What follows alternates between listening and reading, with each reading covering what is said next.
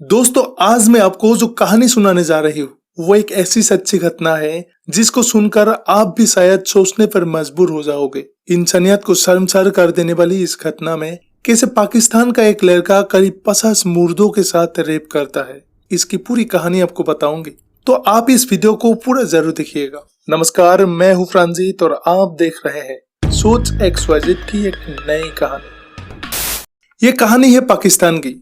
पाकिस्तान में एक जगह है सरगोदा। तो वहां से 2013 में एक लड़का रोजी रोटी की तलाश में कराची पहुंचता है। उसका नाम था मोहम्मद रियाज। कराची में वो कुछ दिन गुजरने के बाद एक लड़के से उसकी दोस्ती होती है और उसका नाम था वजीरा। वजीरा कराची के कब्रिस्तान में काम करता था। कब्रिस्तान में जब किसी को दफनाया जाता है उसके ऊपर मिट्टी और पानी डालने का काम करता था वजीरा। वजीरा एक दिन रियाज को कहता है कि अगर तुमको काम चाहिए तो मेरे साथ इस काम को कर सकते हो।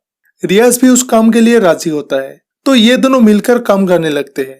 धीरे धीरे वक्त बीतता है तो रियाज एक बात को बहुत दिनों से नोटिस कर रहा होता है कि कई बार उसने देखा कि शाम को जो लाशें ताजी दफने जाती थी उसके कुछ घंटे बाद जब अंधेरा होता है तब वो वजीरा कब्र का एक हिस्सा खोलता है और फिर अंदर जाकर कुछ समय बाद बाहर आ जाता है। रियाज एक दिन वजीरा को इसके बारे में पूछता है तो दोस्तों, वजीरा ने इंसानियत को शर्मसार कर देने वाली एक ऐसी घटना रियाज को बताई जिसको सुनकर आपका भी दिल दहल जाएगा। और इस घटना को सुनकर रियाज उसका विरोध करने की बजाय उल्टा वो भी उस काम में शामिल होता है। दरअसल घटना कुछ ऐसा था। शाम के 4 से 5 बजे के आसपास जो फीमेल की लाशें दफनाई जाती हैं और जैसे ही अंधेरा होने लगते हैं तो रियाज उस कब्र के पास जाता है और शव की जिधर पैर होता है उस हिस्से को थोड़ा खोदता है और उतना ही खोदता है कि एक आदमी दाखिल हो सके। उसके बाद लकड़ी या पत्थर का जो स्लैब होता है कब्र के ऊपर वो भी हटा दिया जाता है। अब इतनी जगह हो जाती है कि वो आराम से कब्र के अंदर घुस सकते हैं और फिर अंदर जाकर लाश के साथ रेप करता है और अपनी पूरी हवास को मिटाकर वो बाहर आता है। फिर से उस स्लैब को कब्र के ऊपर रख कर मिट्टी डालकर वहां से चला जाता और ये काम दोनों ही करते रहे, वजीरा और रियाज। लेकिन कुछ दिन बाद वजीरा की मौत हो जाती है और उसके मरने के बाद भी रियाज उस काम को जारी रखता है। लेकिन अब इस कहानी में एक मोड़ आता है। 2011 के अक्टूबर का महीना था। एक दिन शाम को असर के वक्त एक लड़की की कब्र देने के लिए ले आती है। शव को दफनाया जाता है और घर वाले वहां से चला जाता है। हमेशा की तरह दफनाने के बाद वो अंधेरा होने का इंतजार करती है और जब अंधेरा होता है फिर वो पैर की तरफ से कब्र को खोदता है। उतना ही हिस्सा मिट्टी हटाकर वो अंदर जाता है और अंदर जाकर लाश के साथ जबरदस्ती या रेप जो भी कहे अब वो करना शुरू कर देता है।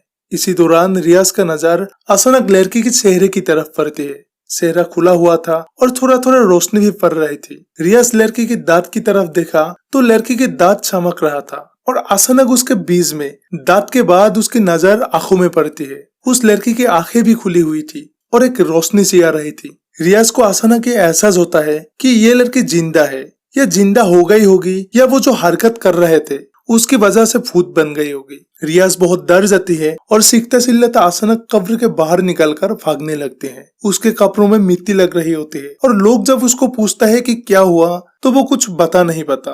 कुछ लोग कब्रिस्तान की तरफ जाता है तो उन्हें एक जगह मिट्टी हटा हुआ दिखाई देता है। कुछ लोगों को शक होता है क्योंकि इससे पहले भी कब्रिस्तान में बहुत लोगों की कंप्लेन आ चुकी होती है। जब लोग किसी औरत या लड़की को दफना कर जाते हैं और कुछ दिन बाद आकर जब देखता है तो कब्र के ऊपर या आसपास के मिट्टी में कुछ हलचल दिखाई देते हैं।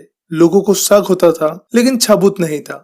लेकिन उस दिन अचानक जब वो भागा तो लोगों को लगा कि इसी ने लाश के साथ कुछ किया होगा।